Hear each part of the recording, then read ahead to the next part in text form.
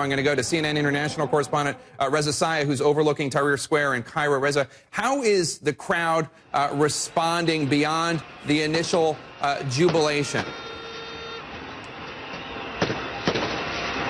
That hasn't come. It's just jubilation. They are just rocking. It's a party.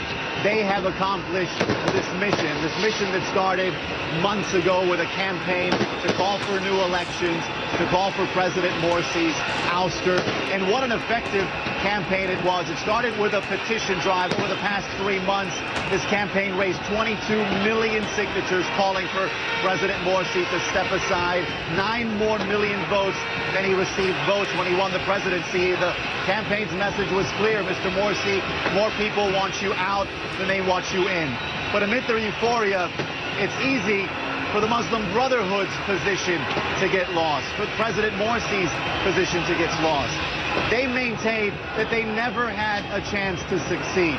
Remember, 5 months after President Morsi took office, there were the initial calls for his ouster. He'd always claimed that there were institutions in place like the Interior Ministry, the police force, the judiciary, that still had remnants of the Mubarak regime that wanted to undermine his government. And certainly behind us, at least some elements within this opposition include some supporters of the Mubarak regime, some supporters of the military. They have accomplished their mission too. But the president's position has always been, I was democratically elected, let me finish my term, and then you can come out like you're doing right now, and with the ballot box, vote me out. Obviously, it'll never get to that. Jake? And Reza, one thing I wanted to ask you, I've seen in the media some pictures of demonstrators not only protesting against President Morsi, or former President Morsi, I guess I should say, but also against U.S. President Obama, saying that President Obama allied himself with terrorists, with the Muslim Brotherhood, with a fascist regime, against the ambassador there, Ms. Patterson. I don't know how prevalent that is in the crowd, but how prevalent would you say it is that this anti-Morsi sentiment is also anti-Obama?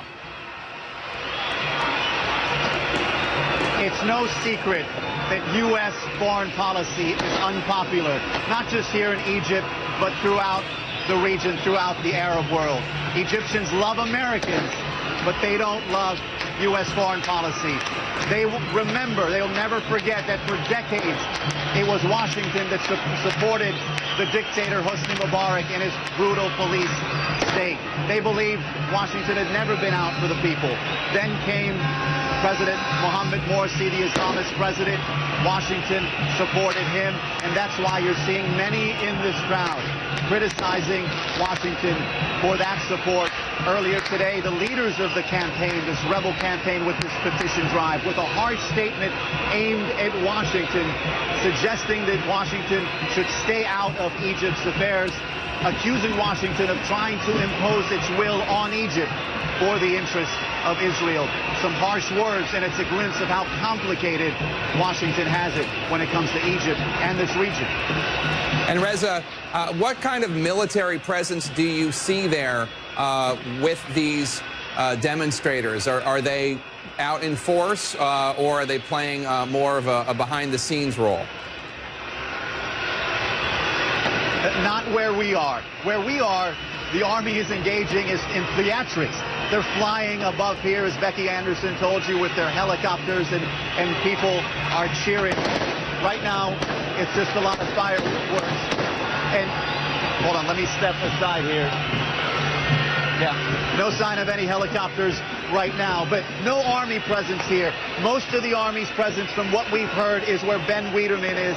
That is the demonstration in support of President Morsi. There's indications that at least in some parts they have encircled that demonstration with tanks, perhaps in an effort to prevent any kind of clashes between supporters and opponents of President Morsi. But we don't see, from our vantage point, any military presence here other than the military choppers.